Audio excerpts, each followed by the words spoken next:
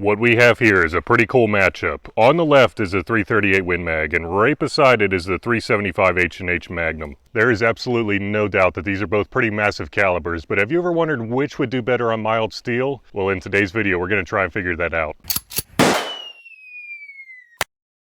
For those of you who missed the last testing video, this is Steel Sled V3. It is a pretty cool design and it's a freaking beast, but the only problem is the neodymium magnets suggested did not hold up at all. As you can see there, they basically all shattered. Anyways, these videos were filmed on the same day, so this is going to be what we have to work with. Trying to keep the testing as fair as possible, the 338 Win Mag is going to be running a 250 grain Hornady soft point, and the 375 H&H is going to be running a 270 grain Hornady soft point. Now, unfortunately, the setups are not going to be the exact same. The 375 H&H is going to be running a 24-inch barrel, and the 338 Win Mag is going to be running a 26-inch barrel, so pretty close but not exactly. Let's see what kind of velocity we get out of each of these cartridges. Now, I'm only going to be using 2 cartridges per rifle to figure out the velocities, but hear me out. These are some pretty high dollar rounds, and they are pretty hard to find right now.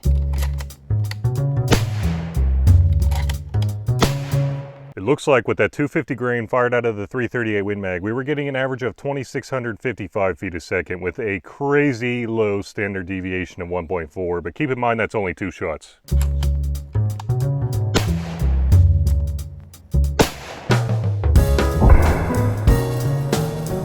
Surprisingly, well, I guess not surprisingly based on the case size, the 375 H&H was actually doing better with a 270 grain bullet than the 338 Win Mag was with a 250 grain bullet. It was averaging 2,734 feet a second with a standard deviation of 11.3. And now that we got the velocities, you already know the drill from here. That's right, we're going to start with a 1/4 inch mild steel plate.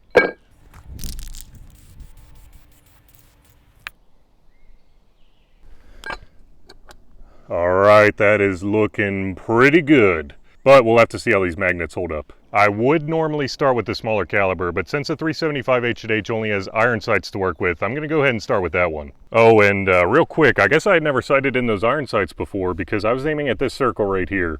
The 2 shots with the chronograph landed right here, which was pretty good, but in the wrong spot. So I adjusted the height pretty close to where it needed to be, but I adjusted it to the left instead of the right, and then the final shot ended up in the circle right here. So definitely sight in before you start anything.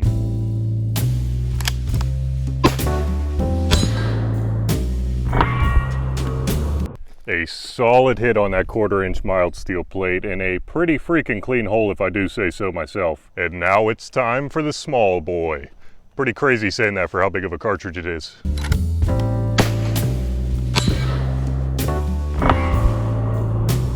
That is basically the same exact performance as that 375 H&H right there.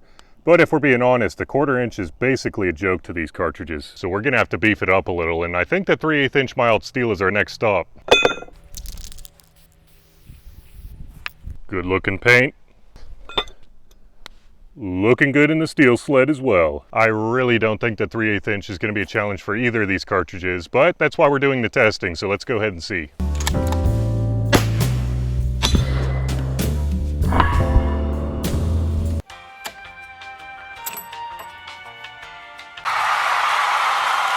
As I had assumed, the 375 H&H went straight through. That's a pretty clean hole as well. Looks like we're digging a pretty good hole back here as well. Let's go ahead and check that out.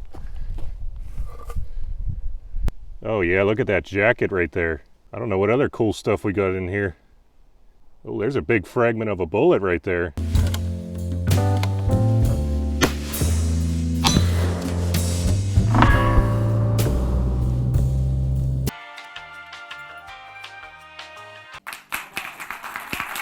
Guys, I am not kidding when I say that these holes look almost identical. I can barely even tell which is which. The 338 Win Mag, though, went straight through. I'm pretty sure with how much kinetic energy these cartridges are putting out, we probably could have guessed that they were going to go through the 3/8 inch plate, but 1/2 inch mild steel, that's going to give them some real trouble. That was the best paint job yet. All right, we're looking pretty good.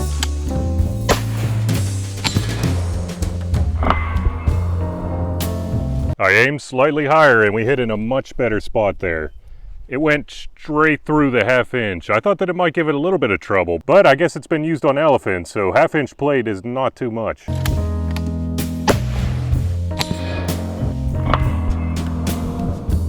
So far, these things are basically identical twins.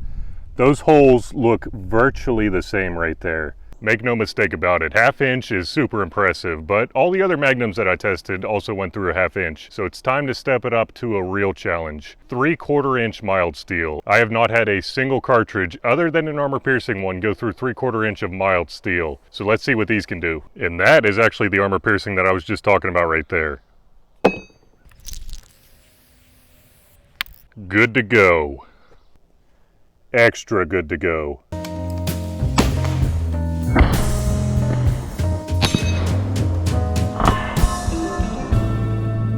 Oh my, that is a serious crater right there. But it doesn't look like it penetrated. It made a dent on the back, which is pretty impressive, but still no penetration. Let's see if the 338 Win Mag is able to beat that.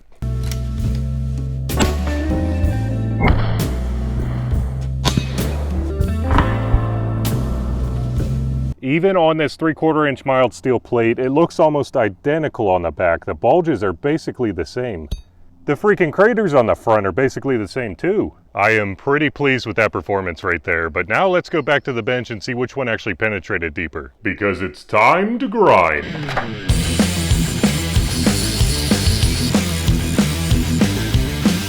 Guys, this might just be the closest test that I've seen, so I think it's time to pull out the extra precise depth measurement tool. I'm just kidding, I'm still using the standard calipers right here.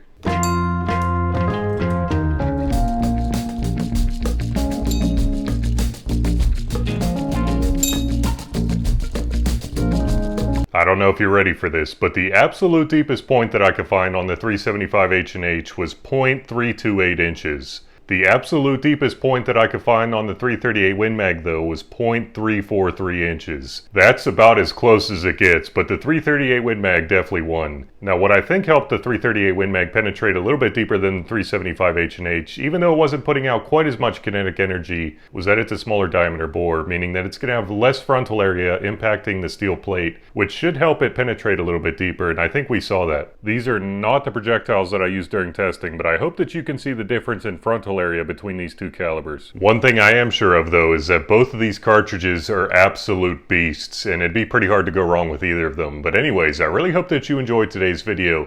Thanks so much for watching, and remember, don't let ballistics drive you bananas.